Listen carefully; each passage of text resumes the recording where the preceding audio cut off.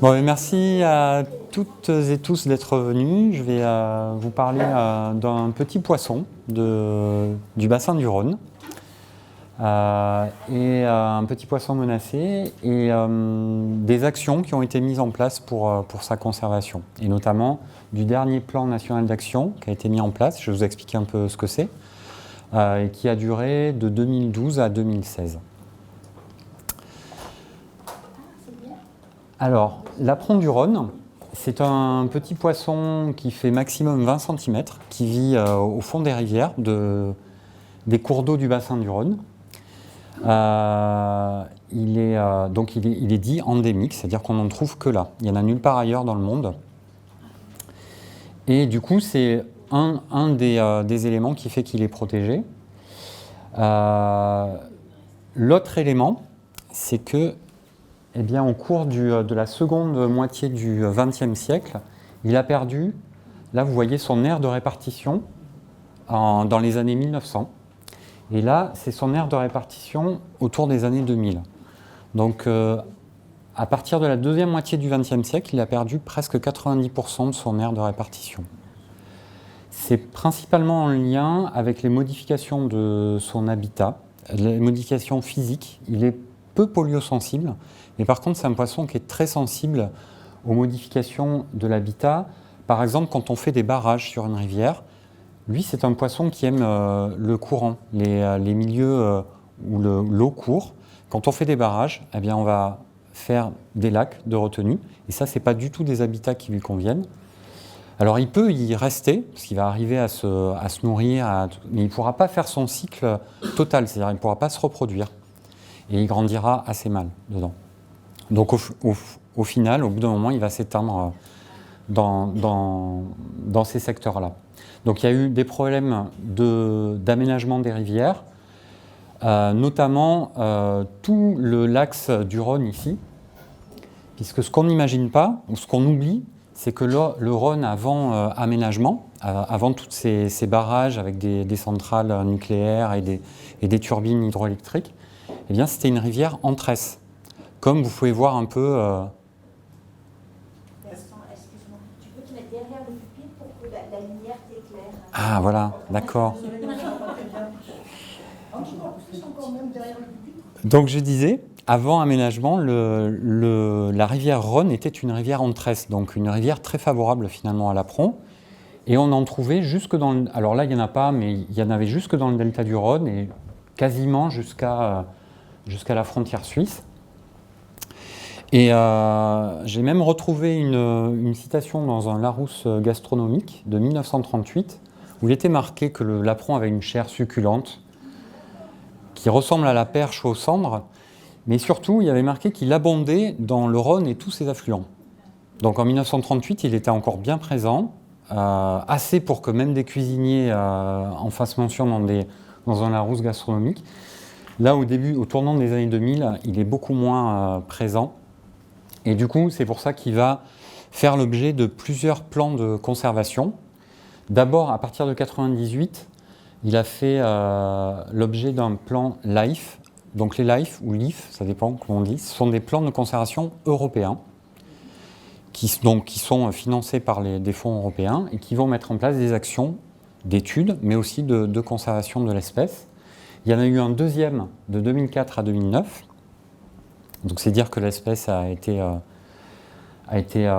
fait l'objet d'attention. Et il y a eu récemment un plan national. Donc là, c'est plus au niveau européen, c'est au niveau national que ça a été fait. Donc c'est des plans nationaux d'action.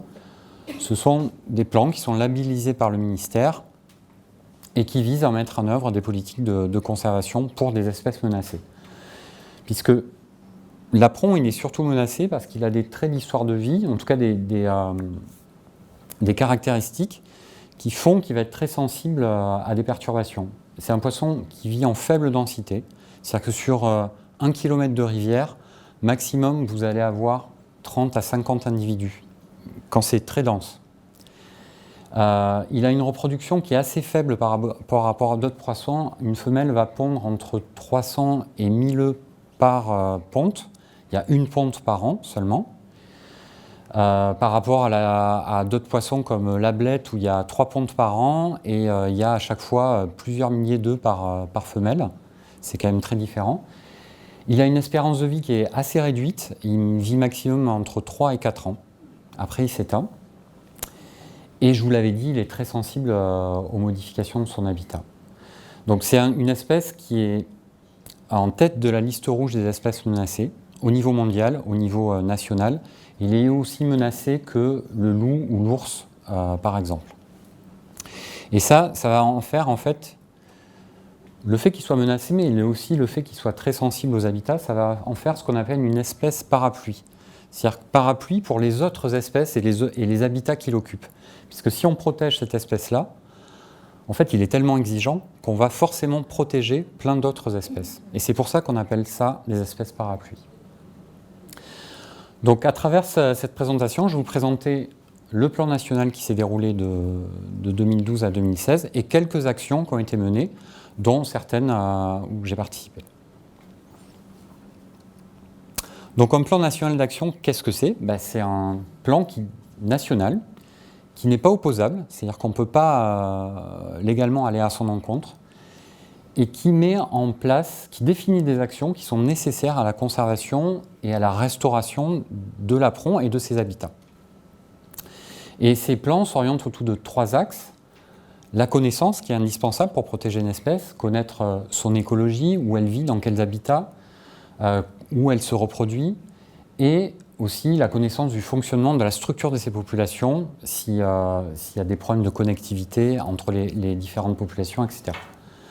Après, il y a un axe de conservation et de restauration qui concerne l'espèce, évidemment, mais aussi les habitats et la restauration des continuités écologiques, c'est-à-dire éviter que les populations restent isolées et qu'elles puissent communiquer entre elles.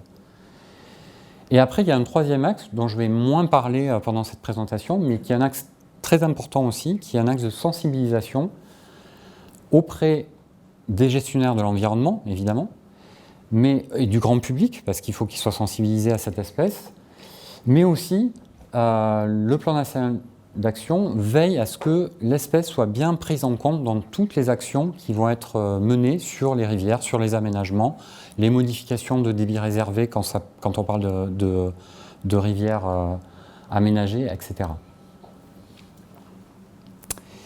Et les acteurs, en fait, qui vont rentrer dans ce plan national, ils sont assez diversifiés. En général, ils sont coordonnés par les directions régionales de l'environnement, je ne sais plus, et du logement à la fin, de l'aménagement et du logement, je pense que c'est ça. Donc c'est au niveau en général, c'est une DREAL dans une région qui va piloter le plan.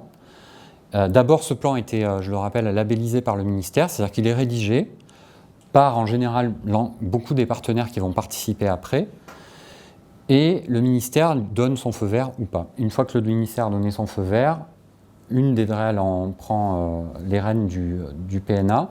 Dans le cas de l'Apron, ça a été la DREAL de Rhône-Alpes, avant qu'il y ait la fusion avec l'Auvergne. Et ensuite, il va y avoir des gestionnaires de l'environnement qui vont rentrer dans ce plan. Donc, soit des agences de l'État, comme... alors, c'est l'ancien ONEMA qui a participé, mais maintenant, c'est l'Agence française pour la biodiversité. L'ONEMA, c'est l'Office national de l'eau et des milieux aquatiques, qui est passé à FB, et qui, maintenant, qu'on va encore transformer, l'AFB, l'Agence française de la biodiversité, va fusionner avec l'Office national de la faune sauvage, l'ONCFS, et donc on va avoir tout le monde dans un office national de la biodiversité. Donc ça, c'est les remaniements administratifs. Donc il y a des agences de l'État, mais ça peut être aussi l'agence de l'eau, qui a participé à ce plan, des bureaux d'études qui peuvent s'impliquer soit dans des côtés très opérationnels, soit dans des études aussi. Et après, des scientifiques, avec un petit s, j'en ai mis un grand. Mais donc les universités, l'IRSTEA, qui est l'Institut de recherche des sciences, alors c'est pareil, ça j'ai oublié. Mais en gros, c'est un institut qui s'occupe des milieux aquatiques et des forêts en France. Et les muséums, et puis le CNRS, enfin il y a plusieurs acteurs. Et ces acteurs-là, en fait, ils vont participer à plusieurs niveaux à la mise en place de ces actions. Donc je vais vous présenter quelques actions. Et une des plus importantes, notamment un des points importants des PNA, c'est assurer un bon suivi des populations en termes dans le temps, dans la durée et dans l'espace.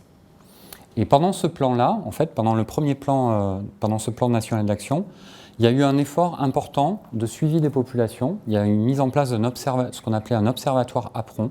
C'est-à-dire tous les ans, à peu près aux mêmes dates, sur, je pense, une bonne 50aine de stations dans tout le bassin du Rhône, il y a eu des prospections pour compter les aprons, les mesurer et suivre en fait les densités, mais aussi les classes de taille et d'âge qui sont dans les populations. Ça, c'est un aspect de suivi des populations qui sont connues, mais il y a eu aussi un effort de fait. Donc, alors, ce suivi, il se fait de deux manières pour l'apron. Sur certaines rivières, il se fait de nuit, et sur d'autres rivières, il se fait de jour en pêche électrique. Alors, préférentiellement, l'apron, on va le suivre la nuit. Pourquoi ? Parce que c'est un poisson qui a les yeux qui reflètent la lumière, comme les chats, la nuit. Et donc, quand les eaux sont très claires et la surface de l'eau bien lisse, quand on avance avec une lampe frontale, comme vous voyez ici, on va voir deux petits points qui sont dans la rivière. Et en général, on peut s'approcher, soit évaluer la taille à vue. En général, c'est l'Agence française de la biodiversité procède comme ça. Ils font des classes de 5 cm en 5 cm. Ou alors, on peut le capturer et le mesurer, le peser, faire des prélèvements s'il faut pour des études, etc. Donc ça, cette façon de faire, elle est privilégiée sur la plupart des stations où est présent l'apron parce qu'il est possible de le faire la nuit, parce que les eaux sont en général au moins une période de l'année assez praticables pour ce genre de prospection. Dans le bassin de la Durance, par contre, où l'apron est présent, les eaux, comme vous voyez, elles ne sont pas très claires. Donc là, on peut pas, en fait, on ne pourra pas la nuit aller chercher l'apron. Donc on procède d'une autre façon. On fait un barrage ici d'épuisette, le courant va dans ce sens-là, et après on passe une anode qui va en fait décrocher l'apron. Donc alors, ça choque toujours quand je dis qu'on fait de la pêche électrique, mais c'est malheureusement un procédé classique et non létal, je le précise, pour les poissons de rivière en fait. C'est le seul moyen de les capturer de façon efficace sans les tuer. Après, il y a des suivis au filet, mais quand vous mettez des filets, il meurt le poisson. Donc en fait, l'électrode, elle étourdit le poisson, mais ça, c'est pas l'aspect le plus intéressant, c'est que surtout, en fait, il y a un phénomène qu'on appelle de galvanotactie. Le poisson est attiré, en fait, par l'anode. Donc, en fait, l'anode glisse sur une surface, comme ça, de l'amont jusqu'à l'aval, jusqu'aux épuisettes, et va amener tous les poissons.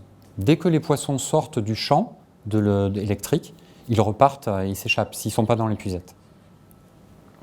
Donc ça, c'est les deux procédés de suivi des populations qui sont bien connues.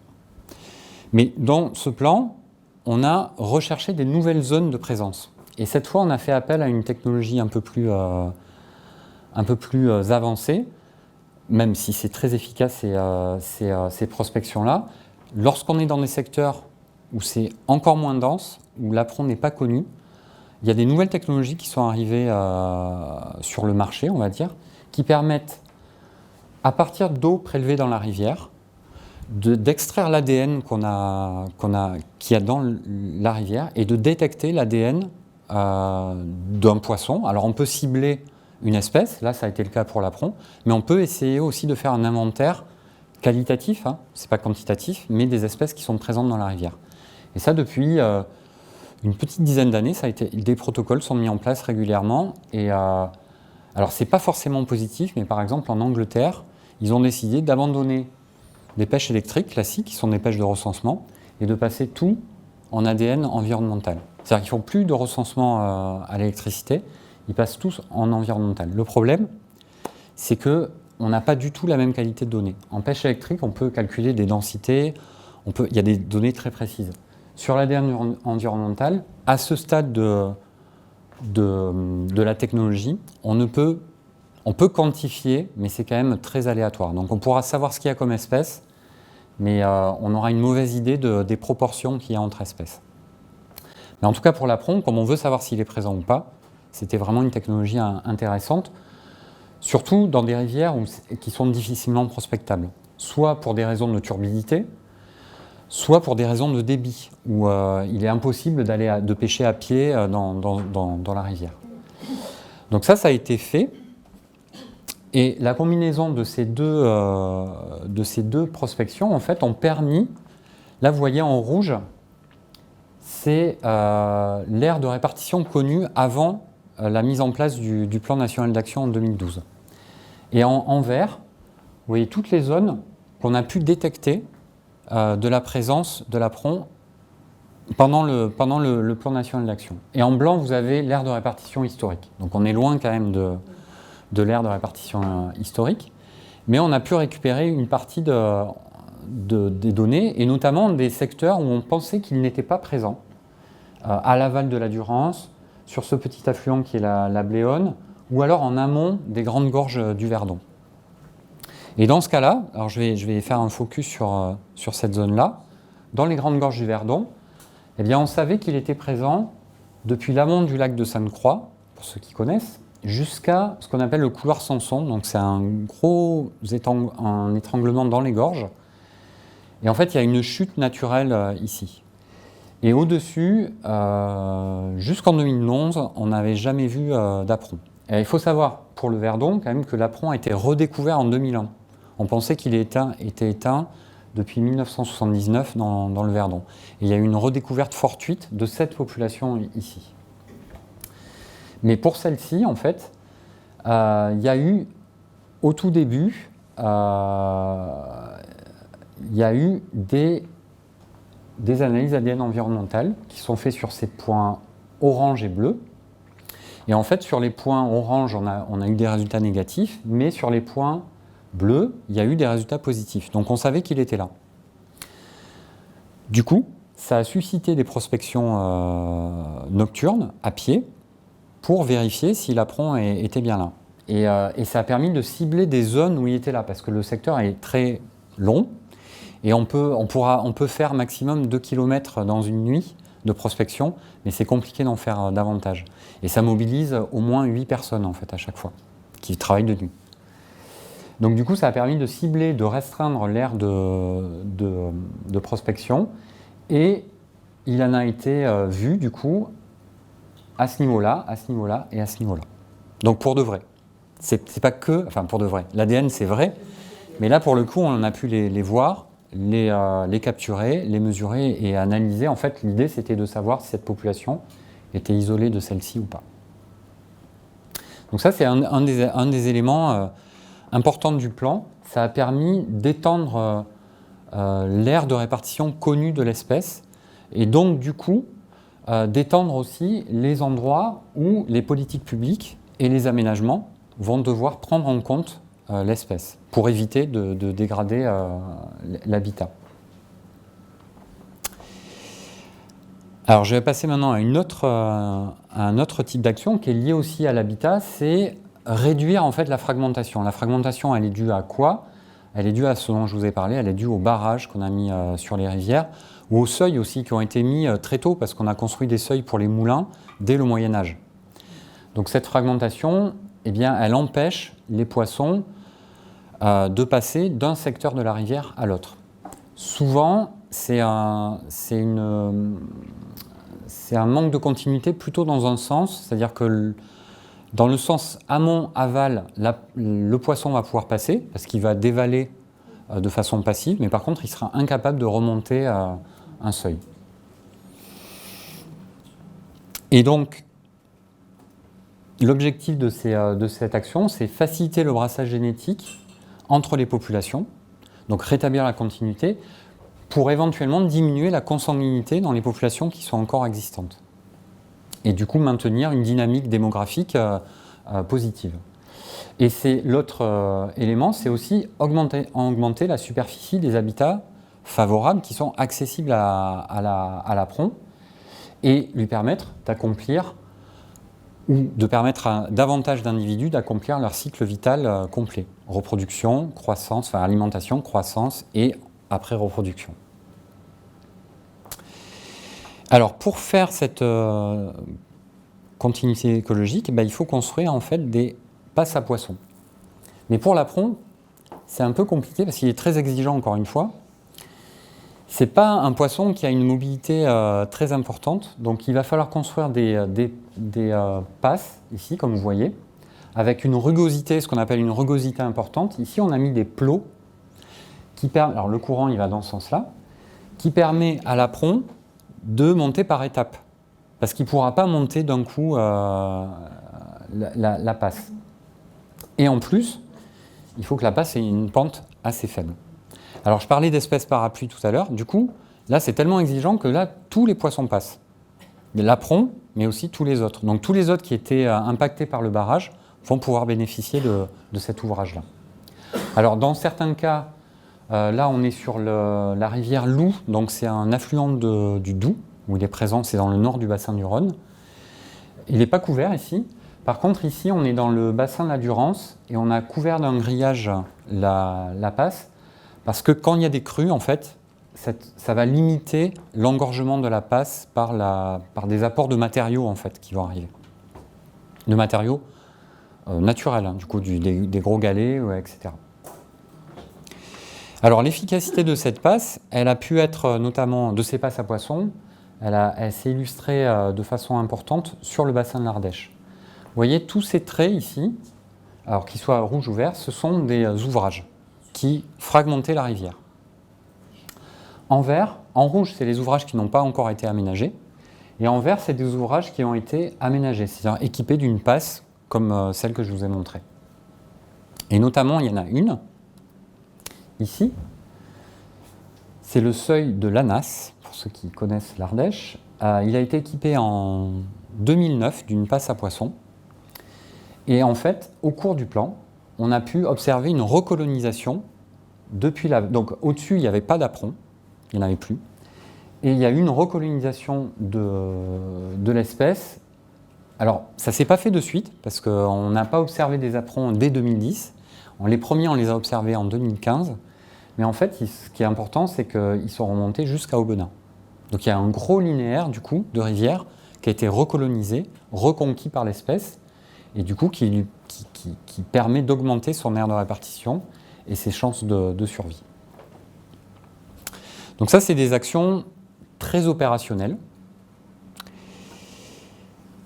comme celle dont je vous ai parlé, qui est des opérations de réintroduction. Donc, quand on est dans le cas d'une espèce où il y a très peu de population qui reste, on va quand même essayer de la réintroduire sur des habitats qui lui sont favorables, pour essayer de maintenir un nombre suffisant de populations, ne serait-ce qu'au cas où les populations qui existent, il y a un accident industriel ou quoi que ce soit, eh bien, on peut en garder un peu, parce qu'il y en a quand même pas beaucoup. Et pendant le PNA, on a eu, c'est la rivière Drôme qui a fait l'objet d'une opération pilote de réintroduction. Pourquoi pilote ? Parce qu'on s'est donné toutes les chances dans le PNA qu'elle réussisse. Alors elle a commencé avant le PNA, elle a commencé en 2008 cette opération, je vais en parler un peu plus en détail.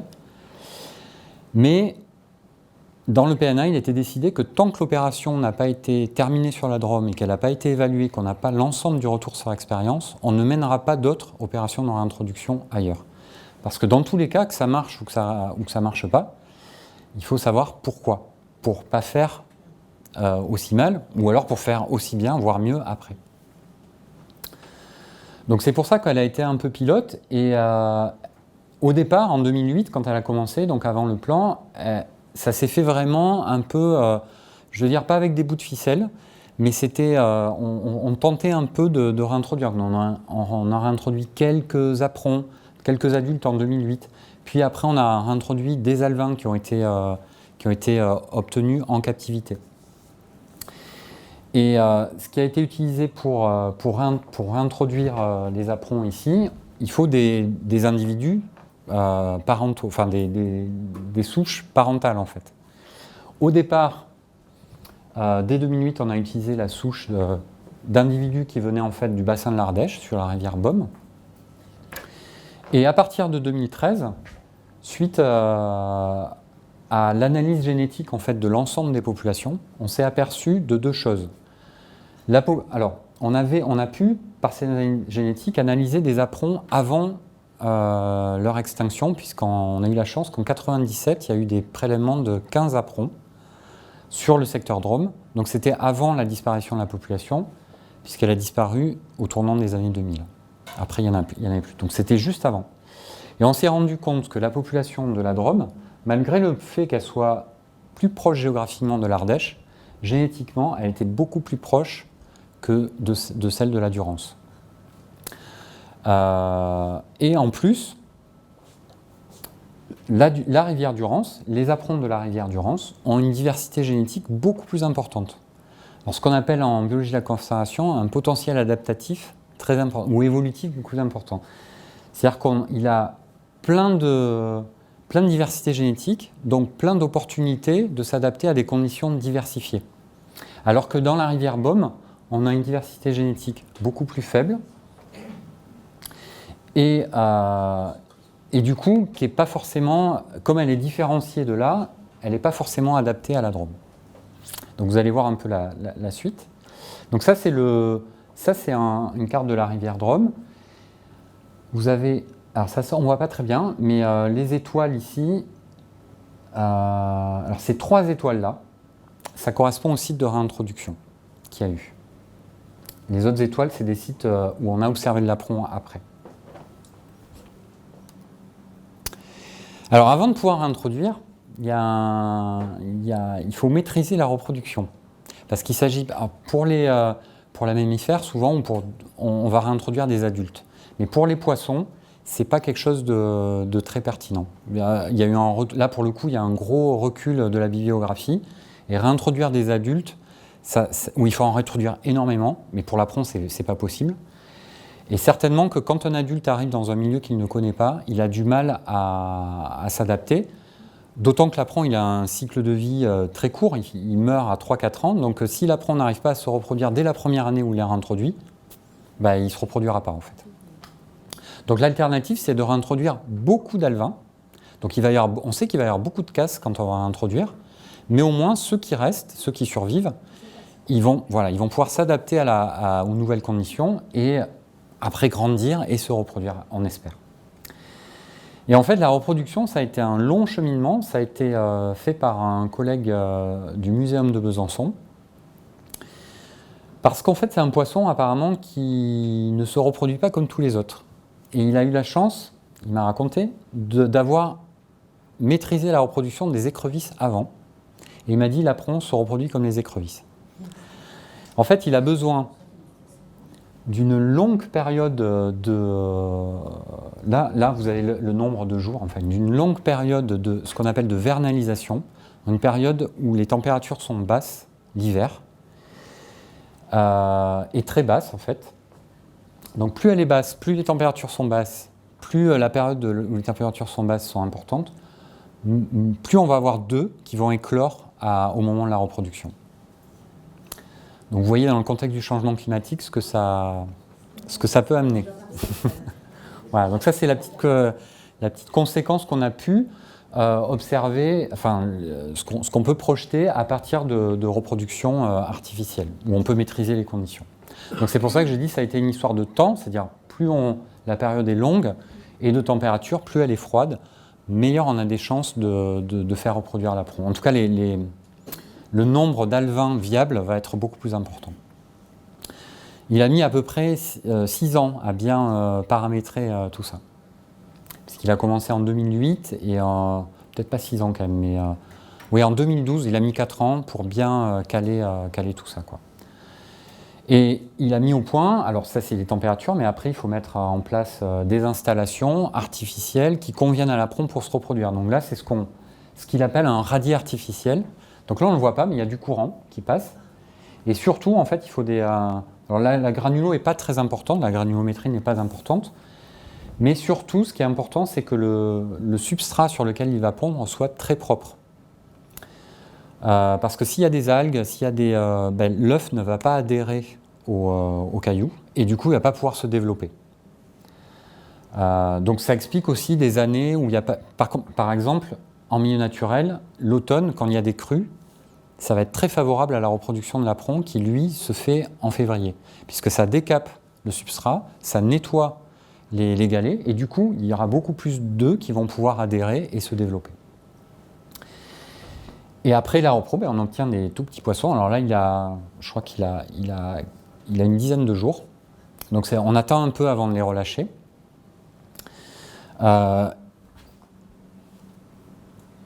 Et là, voilà, on atteint ce stade-là à peu près. Donc il commence à ressembler à l'apron.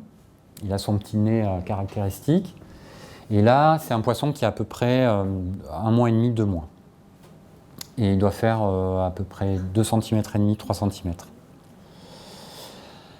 Donc là, j'ai repris la carte que je vous ai montrée. Et là, en fait, c'est les effectifs des alevins qui ont été lâchés de 2006. Alors 2006, il y a eu 50 adultes. Et après, en 2017, en 2017, la repro n'a pas trop bien marché. Mais vous voyez qu'à partir de 2013, on a une nette augmentation des aprons introduits, ce qui est en lien avec la maîtrise en fait, de la reproduction. Donc, ça a été long, plus de 10 ans de réintroduction. Là, je n'ai pas les données, je n'ai pas pu les montrer, mais il y a eu encore une opération de réintroduction en 2018. Et il y a un suivi de cette opération jusqu'en 2020, c'est-à-dire 2 ans après la dernière réintroduction, pour s'assurer principalement qu'il se maintient dans la rivière, et 2, et ce qui est le plus important, qu'il se reproduise. Je suis en charge d'une partie de cette opération, et notamment je fais un suivi génétique, et je reconstitue les liens de parenté des poissons qui sont pêchés, pour vérifier s'ils sont nés à Besançon ou s'ils sont nés dans la rivière.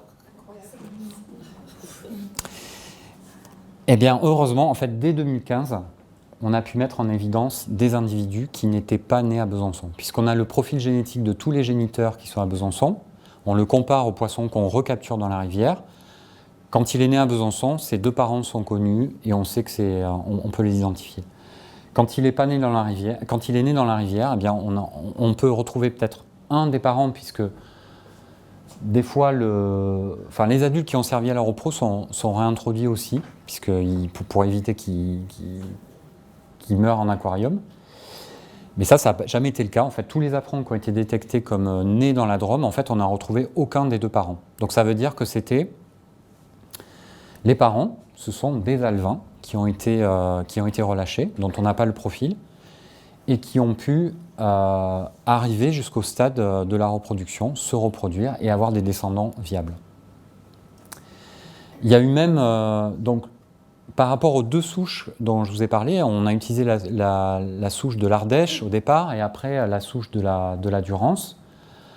Eh bien, il y a eu un effet quand même dessus, puisque sur ce site-là, on a réintroduit, sur tous les sites, on a réintroduit la souche de l'Ardèche jusqu'en 2013. Jusqu'en 2012, pardon. Et dès 2014, dans ce secteur-là, on n'a plus retrouvé de la souche de la ardéchoise. Donc elle a complètement disparu, elle a été remplacée complètement par la souche de la Durance. Et dans les secteurs aval, on a continué à réintroduire un petit peu la souche Baume. Il y a eu quelques hybrides entre les 2 souches, mais la souche Baume est en train de s'éteindre. Et la souche Durance a... Donc en fait, ce qu'on avait prédit au niveau génétique et adaptatif, eh bien, c'est rassurant, en tout cas, ça se traduit sur le terrain. Donc voilà, ça c'est encore une action de réintroduction, c'est aussi de la restauration de l'espèce. Maintenant, dans ce plan-là, et c'est une action là, que je vous présentais, à laquelle j'ai participé aussi assez étroitement, l'idée c'était de mieux connaître aussi les exigences écologiques de l'espèce. Et moi j'ai travaillé en fait sur son régime alimentaire, et sur ce qu'il mange, mais aussi où est-ce qu'il va le chercher, quelles sont les proies qu'il va chercher et dans quel type d'habitat il va les chercher. Donc les objectifs de cette action, c'était connaître un peu ce qu'on appelle la plasticité trophique, c'est-à-dire un peu ce que l'apron est capable de manger parmi toutes les proies qui sont disponibles. Savoir s'il sélectionne des proies, c'est-à-dire s'il est dépendant de telle ou telle proie, si elle n'est pas là, ça va être compliqué pour lui. Et à travers les proies aussi, mieux connaître l'utilisation de l'habitat pour l'alimentation. Donc c'était élargir les connaissances biologiques de l'espèce et aussi isoler des facteurs qui limitent un peu le développement des populations et qui sont en lien justement avec l'utilisation de l'habitat. Et ça va directement permettre d'aider la gestion des populations. Alors, je donne un exemple notamment sur les rivières aménagées, comme la Durance. On a des leviers pour gérer les masses d'eau, en fait, légaux, juridiques. Par exemple, en 2014, il a été demandé à EDF de relever par 2 le débit réservé. Le débit réservé, en fait, c'est ce que EDF relâche dans la rivière à l'aval direct d'un barrage. Puisque le reste va être, sur la Durance, il va être turbiné, il va passer dans un canal et il va être turbiné au fur et à mesure. Donc il est enlevé de la Durance. Donc on a demandé de relever le débit. Donc ça a 2 effets en général, relever le débit. Ça augmente la surface mouillée, donc ça augmente la superficie de l'habitat. Mais aussi ça évite que ça favorise pas ce qu'on appelle le colmatage.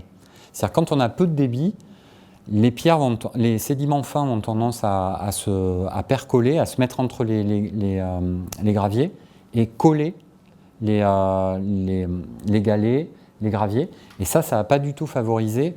L'apron, c'est pas trop lui que ça va embêter, mais ça va embêter surtout ses proies. Parce que les insectes, il est un insectivore, enfin il mange principalement des invertébrés aquatiques, et ces invertébrés-là, ils vivent entre les cailloux.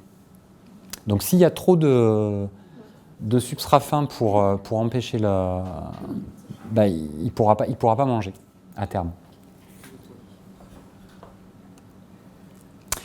Alors on a mis en place une méthodologie un peu pas particulière, mais un peu de pointe, puisque l'idée, pour connaître le régime alimentaire de l'apron, on va prélever ses fesses, ses excréments, et on va extraire l'ADN des excréments pour pouvoir identifier les proies qu'il a mangées.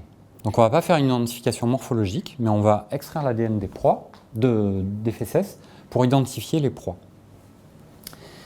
Et après, sur le terrain, en parallèle, je vais le détailler un peu plus, en parallèle des prélèvements d'excréments qui vont permettre de déterminer le régime alimentaire, on fait un inventaire aussi de la ressource que je vais appeler la ressource trophique, c'est-à-dire les densités, les abondances des proies qui sont sur la station qu'on va étudier, qui va être étudiée. Et après, on va avoir une liste de proies disponibles et une liste de proies que l'apron a mangées. Et on va pouvoir comparer les deux et en déduire certains éléments. Donc sur le terrain, on a pris des stations d'études. On n'a pas étudié toutes les stations, c'est pas possible. Mais là, on a 4 stations qu'on a bien étudiées. On capture l'apron, alors ici c'est une pêche électrique. Et après, on va le mesurer, prélever ses excréments, le peser. Et aussi, on va prélever quelques écailles pour faire des études de ce qu'on appelle de scalimétrie. Ça permet de déterminer à la fois l'âge de l'apron, parce qu'on a, en fait, comme pour les arbres, on a des lignes de croissance, puisqu'en hiver, il arrête de grandir, et du coup, ça grandit tout le temps, les écailles, mais comme pour les arbres, ça ralentit pendant l'hiver, et du coup, on appelle ça des annulés. On va pouvoir les compter et déterminer l'âge du poisson. Mais on va aussi pouvoir mesurer l'intervalle qu'il y a entre les annulés, qui permet de savoir, de mesurer un taux de croissance. Sur certaines stations, il va grandir très vite, et sur d'autres, beaucoup moins. Pour les excréments, il appuie dessus. Alors, pour les excréments, ah oui, je ne l'ai pas montré. Oui, ben, c'était la diapo d'avant. Oui, vous ne le voyez pas là, mais effectivement, c'est moi qui m'occupais de ça. On lui fait un petit massage abdominal qui permet de drainer les excréments vers le rectum et de pouvoir les prélever.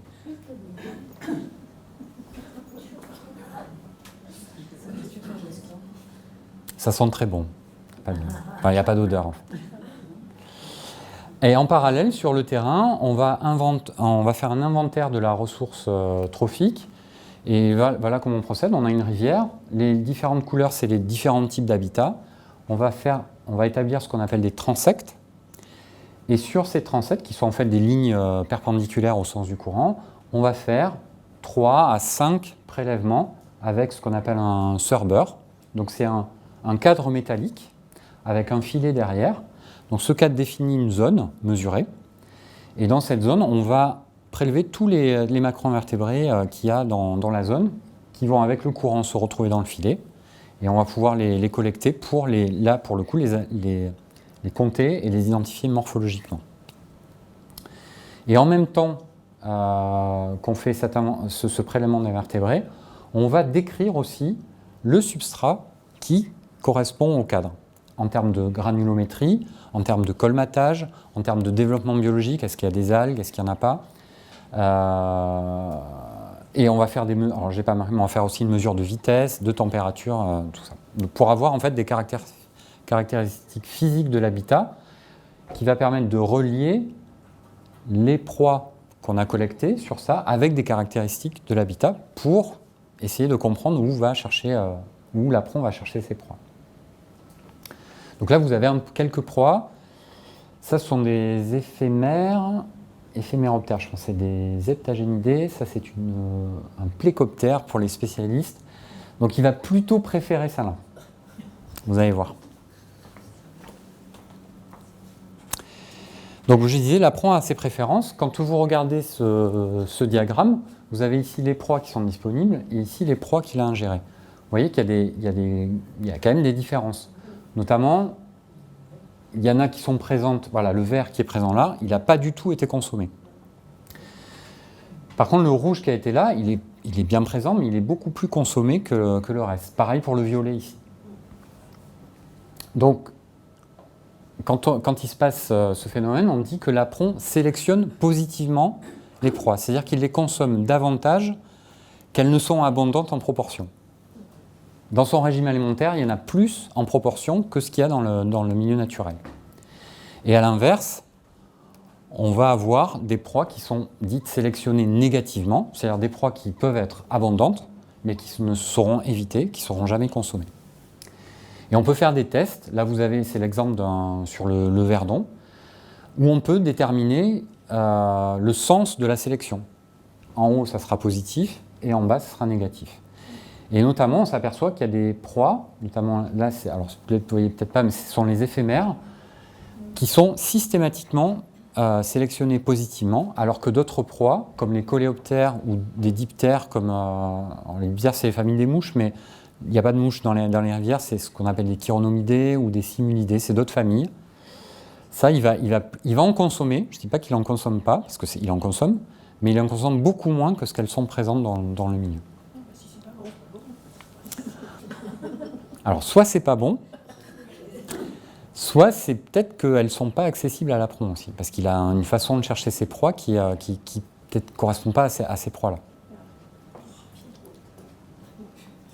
Et notamment, on s'est aperçu qu'il y a une espèce, son petit nom c'est Betis fuscatus, elle n'a pas de nom français, je ne l'ai pas trouvé, elle représente parfois plus de 40% de son régime alimentaire. Donc c'est vraiment une proie, c'est une espèce sur laquelle c'est son espèce de base en fait. Et c'est le rouge, là que vous voyez, sur ce graphique-là. Et tout le reste, après, ça sera des variations autour de cette espèce-là. Donc il a ses préférences en termes de proie, mais il a aussi des préférences en termes d'habitat. Là, on a une analyse, un peu qu'on appelle multivariée, où en fait, vous avez des points qui correspondent au groupe de proies. Plus le point est gros, plus elle est présente. Et la position sur les axes bleus, en fait, c'est les conditions environnementales. Là, il y a le développement biologique, il y a le substrat qui est gros. Et en fait, là, on voit ce qui est disponible. Et là, c'est le même graphique, mais les codes couleurs ont changé. En bleu, c'est les proies qui sont consommées par l'apron. Plus le rond est bleu, plus elles sont consommées. Et en rouge, c'est celles qui ne vont jamais consommer.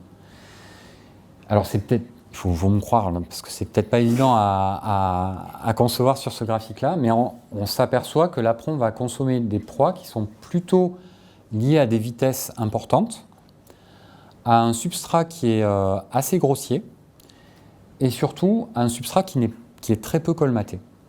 Donc il a besoin de conditions qui sont peu colmatées, donc c'est souvent peu anthropisé. Donc d'où cet outil de la gestion qui permet en fait de cibler ou de pointer qui va permettre de pointer les endroits où il faut faire peut-être des efforts en termes de gestion de l'environnement.